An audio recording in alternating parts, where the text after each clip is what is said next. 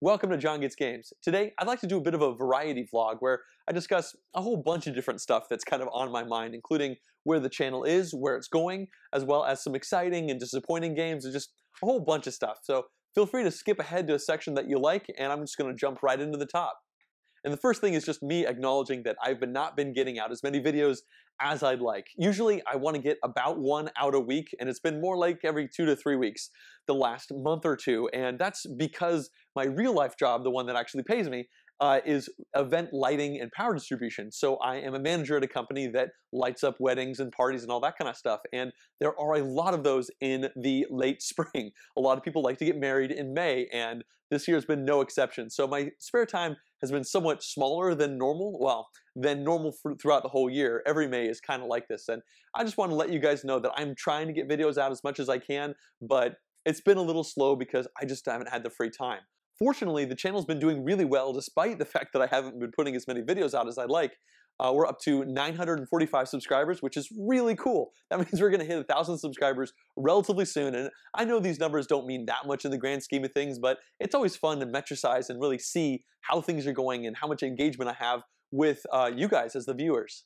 So speaking of that, I have started to put together a Patreon page. I've been meaning to get into Patreon for quite a while, and I kind of set a rough number in my head that I wouldn't do it until I had 1,000 subscribers. So we're getting pretty close, and I'm starting to really kind of piece these things together and see how it's going to work. For those of you who don't know what Patreon is, it's this really cool service that lets you essentially pledge some small dollar amount to a content creator like myself for every video they do, or on a monthly basis. I'll probably do monthly basis, and just give support that allows people like me to maybe spend more time doing this stuff and maybe put a little bit less work into my standard day job and give more attention to this thing that I really love doing, but it can be kind of hard to squeeze in around the cracks when things get really busy. Anyway, I'll give you more information on that as it comes about, but just letting you guys know it's something that's definitely on my mind, and hopefully it'll come out in the next month or two.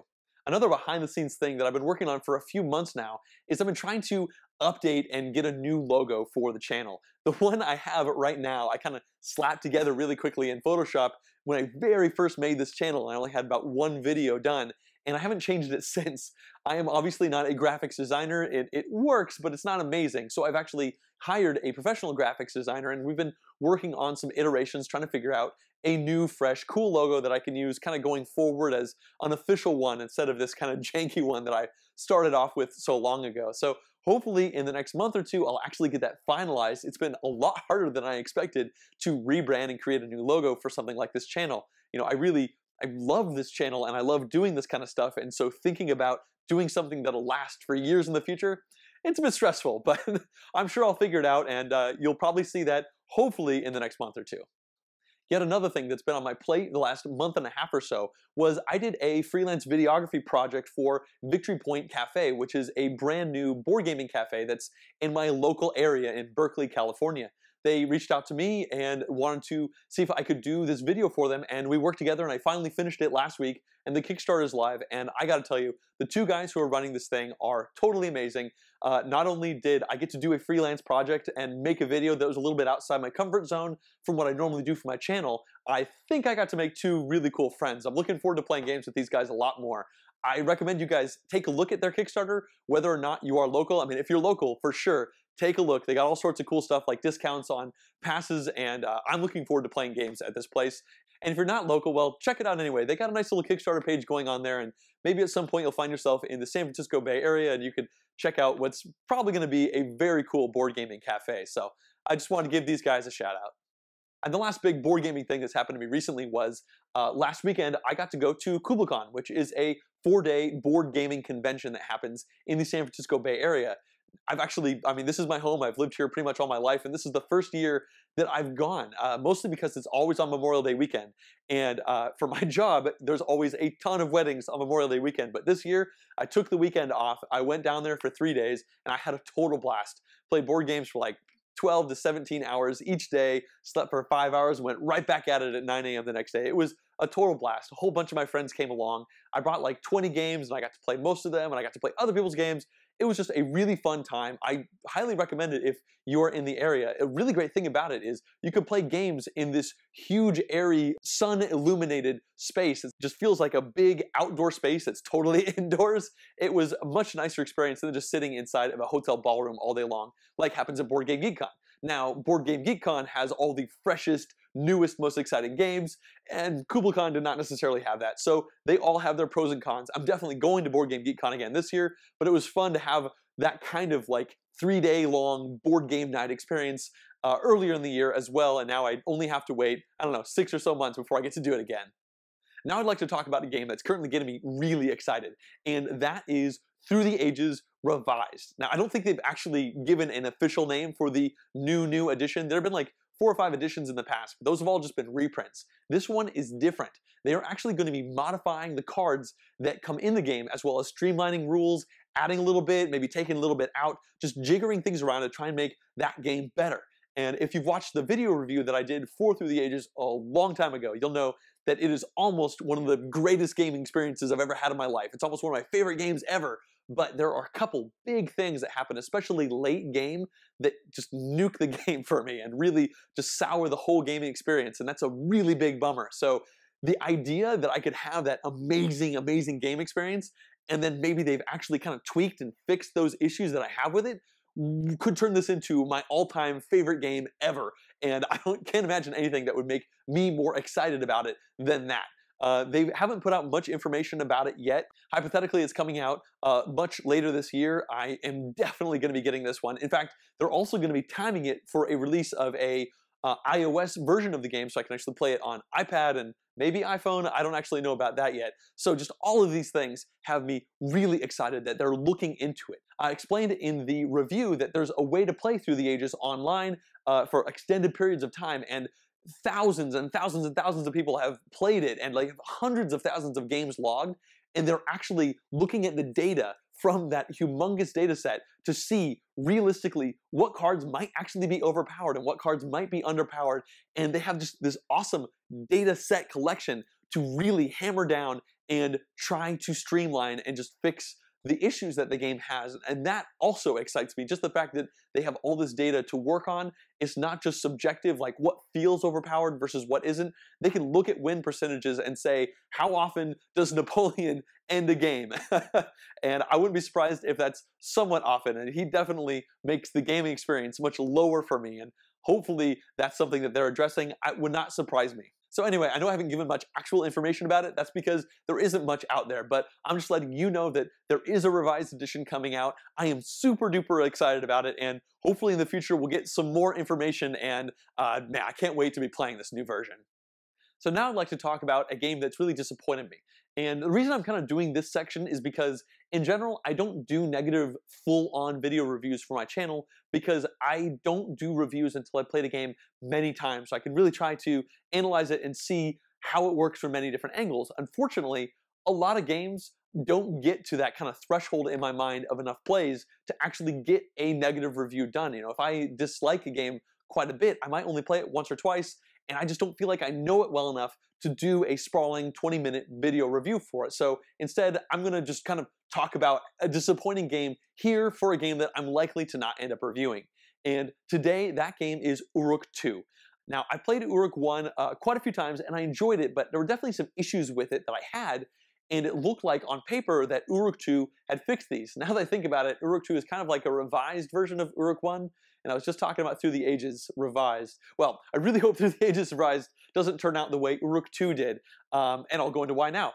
So just so you know, it's kind of like a civilization-themed card game.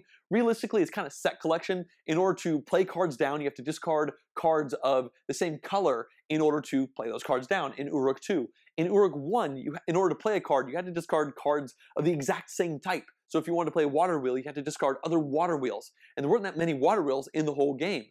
Versus Uruk 2, you just need to play a water wheel and then discard a couple blue cards. So what ended up happening is it felt like too random in Uruk 1, where you just had to get lucky to get those other cards in order to play it. Now you can make wild cards by matching other colors, but it seemed too random. But now in Uruk 2, it seems way not random enough. It was too easy to build every single card in the game because all it cost was a card or two of a different color. Now there are age 1, 2, 3, and 4 cards in the game, but realistically the 3 and 4 level cards are the meat of the game. And the 4 level cards, there are only 4 of them, and they're super duper powerful. And unfortunately, we found really early on in the game, we were already building these super powerful level 4 cards. And the idea of this game is that you're supposed to build cards and replace them and put new ones and kind of have a variable engine as you're pulling pieces apart and putting pieces in and trying to get your engine to work and get victory points through putting these little city tokens down. What ended up happening is we just kind of raced to get these level 4 cards out and then spent half the game just using those level 4 cards and not really swapping cards out. And I don't know, that worked, but it was not very fascinating.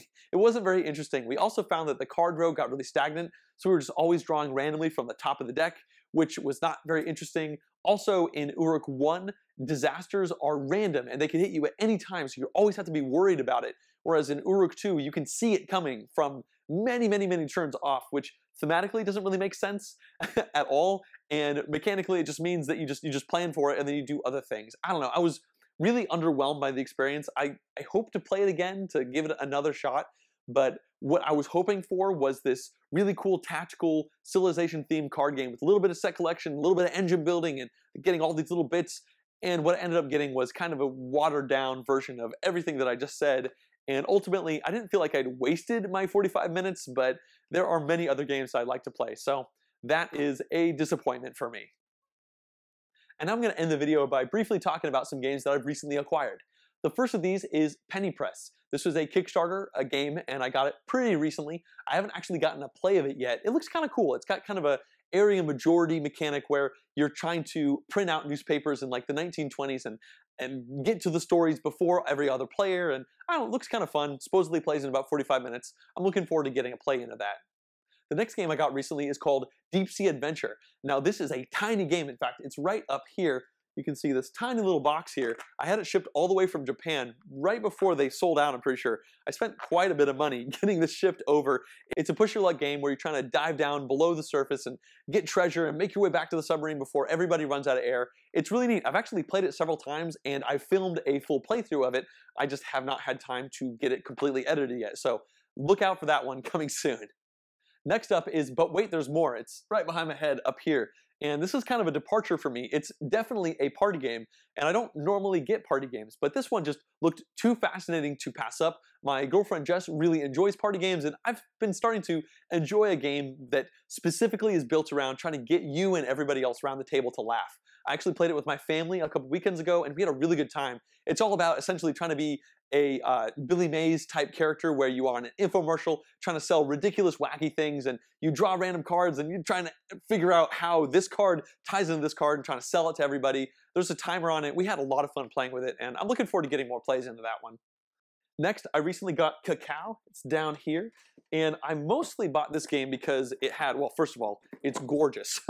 Beautiful cover work. The actual tiles themselves are not as stunning. I mean, they're pretty, but they're not quite as interesting. And the main idea of this game is it's a tile laying game where you also have little meeples on it. So it's kind of like an action system worker placement kind of tile laying game. And it looked intriguing. I played it a couple times. It's quite light. I'm looking forward to getting several more plays of it in to actually review it, but I'm pretty excited about that one. The next game I've received recently is a Kickstarter prototype for a game called Hocus.